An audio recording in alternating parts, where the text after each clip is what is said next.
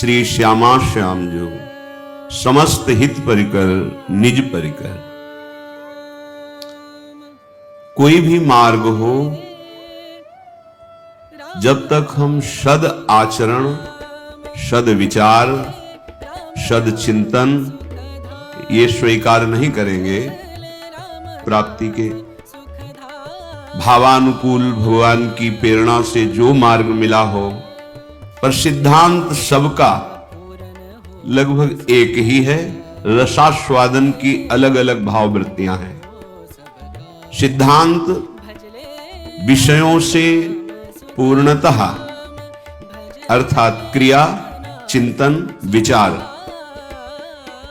ये पूर्णतः होगा। त्याग धर्मानुकूल विषयों का भगवद अर्पित करके सेवन करना, इस सब सिद्धांतों का सार। ब्रह्मज्ञानी महापुरुष भी बिना भोग लगाए नहीं पाते, भले वो अपने आत्मस्वरूप का है, उनको भी देखा है। भक्त लोग तो भगवद अर्पित पाते ही हैं। ब्रह्मार्पणम ब्रह्मवीर ब्रह्माग्नो ब्रह्मणाहुतम ब्रह्मैवेत्येव गंतव्यम ब्रह्म कर्म समाधिना, ऐसे बोलते हुए भगवद अर्पित करते हैं। धर्म विधान से युक्त धीर विद्या सत्यम क्रोधो दशकम धर्म लक्षणम। कल इनकी व्याख्या हुई।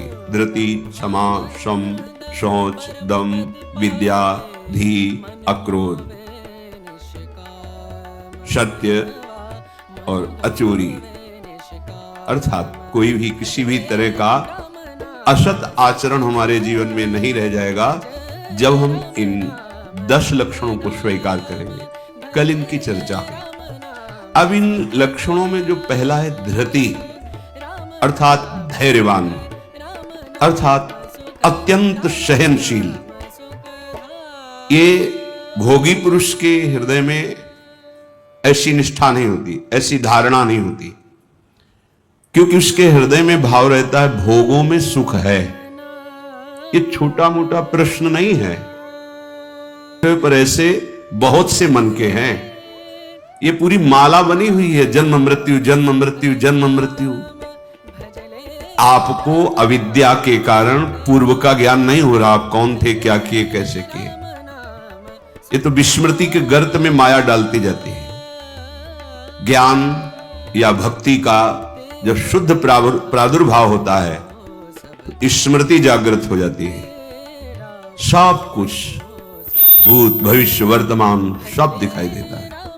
विकार निर्विकारता सब दिखाई देता है। माया का जाल, भगवान का स्वरूप सब कुछ दिखाई देता है। गीता का संपूर्ण उपदेश सुनने के बाद अर्जुन जी ने यही कहा था, नष्टो मोहा स्मृतिर्लब्धा। भूल गया था अपने स्वरूप को। आपके वचनामृत का पान करके अविद्या का नाश हो गया। अविद्या ही मोह है। स्मृतिर्लब्धा। भोगों में सुख है, ये तुम बहुत बार भोग करके देख चुके हो कि आपकी जो चाहत है वो पूर्ण नहीं हुई, मतलब नहीं है, नहीं है, पक्का नहीं है। ये ऐसा माया का भ्रमात्मक जाल है, नहीं है। और जाकर उसका सुख भोग की भावना से दर्शन करते हैं और बहुत गर्व अनुभव करते हुए निकलते हैं। क्या मिला हाथ में आपके? आप बड़े बुद्धिमान बनते हैं। 3 घंटे यदि नाम जप करते तो तुम्हारे साथ जाता। 3 घंटे श्रीमद् भागवत का पाठ करते, भगवत गीता का पाठ करते, रामायण का पाठ करते, ये महान प्रेम में रसवाणियों का पाठ करते, आपके जन्म जन्म की बिगड़ी सुधर जाती। आप कितने बुद्धिमान हैं। तो आप कहते मुझे लगता है, तो तुम्हें क्या लगता है? तुम तो ऐसी मूढ़ता से युक्त हो जिसमें कोई लाभ नहीं है, जिसमें केवल पतन ही पतन है, और आप उसको सुखपूर्वक पैसा दे करके आप देखना चाहते हैं। ताश खेल रहे हैं आप, क्या है इसमें? न स्वाद है, न लाभ है, हानि ही हानि, समय की हानि। समय से बढ़कर कोई वस्तु नहीं है। जिसने समय की कीमत पहचान ली वो भगवत प्राप्त हो ही जाएगा, क्योंकि समय की सार्थकता भगवान नाम स्मरण में है, सदाचरण में है, सदचिंतन में है। महापुरुषों के अनुभव को मान लो, तुम अपना अनुभव करके निर्णय नहीं कर सकते कि माया के भोगों में सुख है कि नहीं। जो ज्ञान संपन्न महापुरुष हैं वो वर्णन कर रहे हैं, कह रहे हैं भोगों में सुख वैसे ही नहीं है जैसे पानी में घी नहीं है। कर लो उपाय, मथ लो पानी को। पानी में जैसे घी नहीं वैसे भोगों में सुख नहीं, बालू में जैसे तेल नहीं वैसे ही भोगों में सुख नहीं, मृग तृष्णा के मैदान में जैसे एक बूंद जल नहीं पर हिरण को दिखाई देता बहुत निर्मल जल भरा हुआ है, ऐसे ही तुम्हारी माया बुद्धि का अपहरण कर लिए है। जब बद्रीनारायण में तप परायण थे तो उनको मोहित करने के लिए देवराज इंद्र ने बहुत सी अप्सराएं, गंधर्व, वसंत, काम, मलय, मारुत इनको प्रेरित किया, जाओ इनके चित्त में क्षोभ पैदा करो। जब कोई क्षोभ पैदा नहीं कर पाए तब बुलाया, काम, मलय, बसंत तुम सब आओ, डरो मत। और अपनी जंघा में से एक आकृति खिंचाई, वे देवी उर्वशी प्रकट हो गई, महान सौंदर्य युक्त कि काम भी मोहित हो गया देख के। बोले जाओ और देवराज से कहना कि तुम्हारे अप्सराओं में सम्राट है, अर्थात तुम्हारी अप्सराओं में इतनी ताकत नहीं कि हमारे चित्त में क्षोभ पैदा कर सके। वो उर्वशी जी पुरुरवा को प्राप्त हुई। अब तो पुरुरवा के पास क्या कमी थी?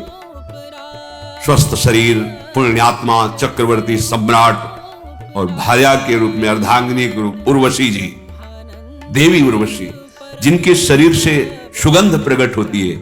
मुख से जब अंतर की वायु निकलती तो ऐसा लगता है हविष्यान्न से जो स्वाहा किया गया है वो आहुति की धूप निकल रही, ऐसी दिव्यता जिनमें, केवल घृत का आहार करने वाली। क्या हुआ? उनकी अंतिम परिणाम स्थिति को, अनुभव उनको मान लेने से हमारा समय बर्बाद नहीं होगा और हम सत्य मार्ग में आगे बढ़ जाएंगे। भोगों में सुख नहीं है, ये एक अग्नि है जो क्रियाएं भोगों की करने से और बढ़ती है। पहला लक्षण था धृति, सहनशीलता, धारण करने की क्षमता, वो विषय पुरुष में नहीं होती। हम तो ऐसा नहीं कर सकते। क्यों नहीं कर सकते?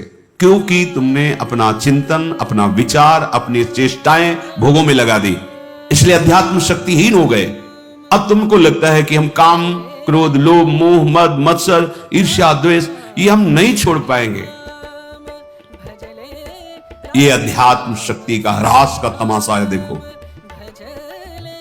नवयुवक जहां ब्रह्मचर्य, बुद्धिमत्ता, विद्वता, नम्रता, सेवा पद्धतियां ये हृदय में पुष्ट होनी चाहिए, वहां व्यसन पुष्ट हो रहा है, दुर्वासनाएं पुष्ट हो रही, मलिनता बढ़ रही है। क्यों? क्योंकि भोग प्रधान बुद्धि हो गई। मूल कारण पतन का भोग में सुख है। अच्छी तरह समझो, ये भागवतिक लक्षण तभी उदय होते हैं जो कोई भोगों में सुख की आशा रखता है, वो परिणाम में निराशा, दुख, संताप, शोक, मृत्यु, ये लिख लो, यही मिलेगा हाथ में। पर ये अज्ञान के कारण भोगों में सुख की संभावना ये ज्यादा है तो आपको क्लेश होगा, क्योंकि आप स्वाप्निक पुरुष हैं, स्वप्न में हैं, आपको अनुभव हो रहा है। लेकिन वही जब जग जाएगा तो वही बोलेगा सब झूठा था। ऐसे ही उमा कहो मैं अनुभव अपना, सत हरि भजन जगत सब सपना। अभी मोह निद्रा में, अज्ञान में आप ये स्वप्न देख रहे हैं कि भोगों में सुख है। स्वप्न में जब आप अच्छे पदार्थ पाते हैं तो पाते हैं ना, तो क्या आपको जगने पर पेट भरा मिलता है? क्या आपको जगने पर ऐसा आभास होता है मैंने पाया? नहीं, आपको हंसी आएगी कि वहां तो कुछ नहीं था।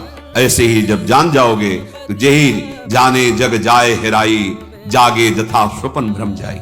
ये प्रवचन नहीं है, सत्य विषय है। जब जगोगे तब आपको भी वैसे ही हंसी आएगी जैसे स्वप्न में वो नाना प्रकार के दुख सुख का भोगता जब जगता है तो सब मिथ्या है, सब सब सब।